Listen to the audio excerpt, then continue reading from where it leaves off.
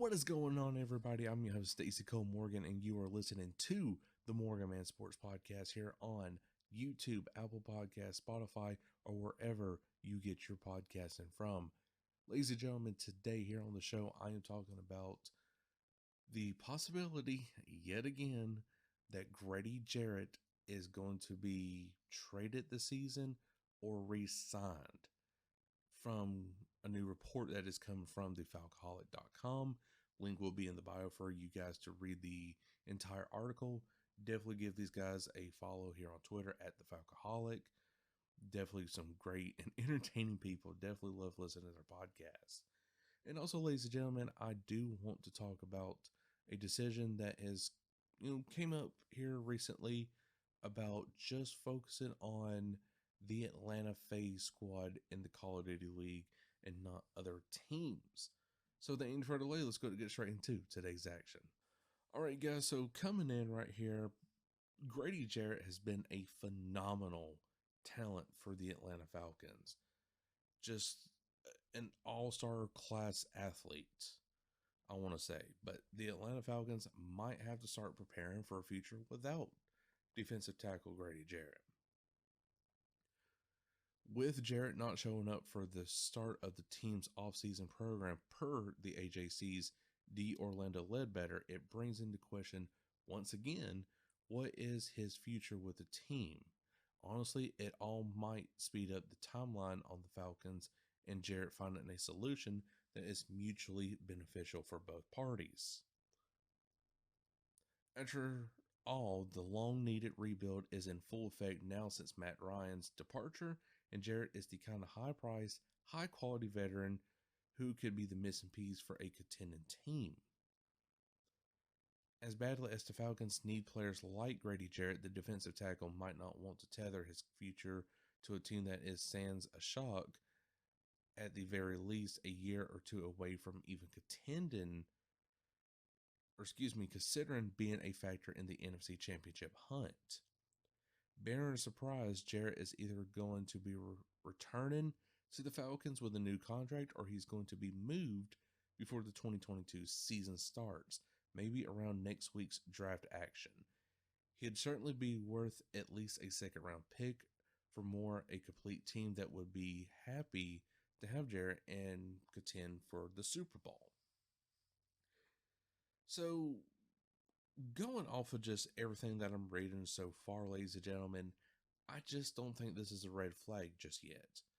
Grady Jarrett is just this type of dude that is just not going to show up to voluntary workouts. If it's mandatory and didn't show up, that's where I'd be worried. Because then him and his agent has both agreed we're not doing jack until we get a new contract. And that's basically what this is. It's voluntary. You can show up if you don't, if you feel like it, pretty much. If you don't, nothing's going to be said to you. Unless you're a rookie like Kyle Pitts, then you're going to have to show up. But other than that, for the veterans, yes, you don't even have to show up for this right here. And I wouldn't really raise my eyebrows too much about this kind of situation as of just yet. Wait until the mandatory OTAs and mini camps start appearing here in like late May, late June, early July, around training camp, around those times. And if Grady Jarrett does not show up and it's mandatory, yes, start freaking out, because then that means Grady Jarrett is wanting more money, or the Atlanta Falcons are getting ready to ship him off. So, guys, what do you think about the entire situation? Do you think Grady Jarrett is going to be shipped out of Atlanta, or do you think he's going to stay in that Falcons uniform here in at least the 2022 season? Again, me personally, I think it's going to be Jarrett just stays in the 2022 season with the new contract, and it's going to be a Falcon for pretty much the rest of his career.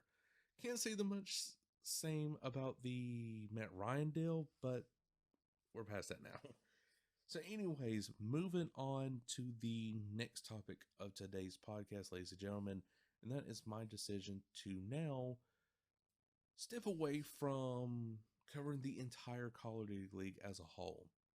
I love the entire Call of Duty League. I love keeping up with like Crimsix, Scump, Clayster, you name it, Major Maniac, Priest, all them. But my team is the Atlanta FaZe, and I've just kind of questioned myself a little bit here lately. Why am I covering all the other teams? You know, if I was just gonna just come out and just say, I'm kind of like being unbiased with you guys a little bit by saying, hey, yeah, I'm an all Atlanta sports team, but yet here I am, I'm covering 11 other teams like LA Thieves, New York Subliners, Seattle Surge, all of them whenever it comes to the Call of Duty League. But I'm not particularly covering the Atlanta FaZe. And I've noticed that on my podcast a lot here lately. Yes, I will talk about them, but I just don't talk about them as much as I should, like in Optic Texas or Crimsix and Clayster on the New York Subliners. I just don't do that. So I'm stepping back away from talking about the other teams here in the Call of Duty League and just mainly just focusing on the Atlanta FaZe. That would definitely be a dream come true if I could be kind of like a podcast show host for the Atlanta FaZe. Hit me up, BZ, Cell, and R Cities, hit me up because I already know one of y'all's the secrets that is public now, thanks to TechRab, is R Cities is going to be a flex while Stellium is going to be a main AR, which definitely is a right move, in my opinion. Cell dominates in that AR position. In R Cities, man, I tell you, that dude can flex really, really well. And I'm talking about in the game. So, yeah, so again, I'm going to start only talking about Atlanta FaZe, nothing else. I'm not going to worry about the Seattle Surge. I'm not going to talk about New York Subliners or what Crimsix had for breakfast the morning of COD champs. I'm not even going to worry about that. Now, like, of course, like whoever wins like the Major 3, Major 4 tournaments, I will, give my congratulations to that team. Hopefully it's Atlanta. But if it's not Atlanta, I'll talk about like the ups and the downs of what happened throughout the entire major tournament and on so forth. So now you could probably go ahead and start considering me now like the main Atlanta sports podcast. Like, I'm not trying to sit here and like, flex and all that about like, hey, yeah, I'm the best Atlanta based sports podcast there is. No, what I'm saying is now, starting today, whenever the new major comes around, even probably the Pro and AM tournament, I am only talking about Atlanta FaZe. I will venture off probably to the Atlanta Reign, but I've got to get back in Overwatch. I really do. And with Overwatch 2 reportedly coming out here very soon, maybe get back into the OWL and talk about the Atlanta Reign. So, because they just recently re-signed Nader, I believe, as a content creator. So definitely that is good for, content purposes for them. Or it might be a pro player. I'm not for sure, but I still follow him, but I'll have to go back and check. But yes, guys, definitely, I feel like this is going to be the better decision for me moving forward. For stats, fantasy purposes, match results, everything, it gives me more of an opportunity to talk about each and every single player's ability of what they could do well and what they could not do well, and for the Atlanta FaZe as a whole. So definitely, I think this is a better decision for me moving forward. And of course, you guys know I will now start talking about like Atlanta Hawks, Atlanta Braves, United, you name it, it's gonna be there. It's just I gotta get my time around to that certain situation because I do miss a lot of these opportunities because baseball is every single day, pretty much. Basketball season is fixing to be wrapping up, so definitely maybe I could start talking about like some draft prospects with that. But again, I don't watch basketball that much. I only watch it whenever it's on national TV for the Atlanta Hawks as a whole. So I'm just going to work around this, guys, right here. But definitely nothing's changing for the Falcons and the Atlanta FaZe.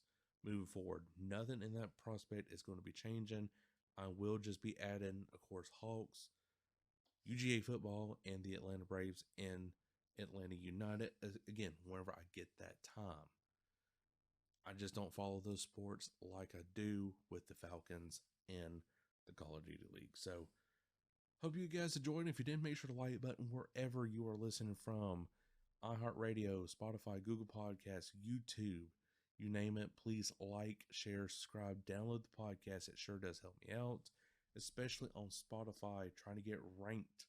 Ladies and gentlemen, of course, you can see the video right in here of how to give me a 5-star or whatever star you want to give me. I'm not telling you what to do, just at least a star rating would definitely help in this situation to get me ranked on Spotify. And also, don't forget, I'm on Good Pods HQ now, the up and coming podcast and streaming platform for indie podcasters. So definitely, that is great. But until then, guys, Good Morgan. We'll catch you all later. Peace.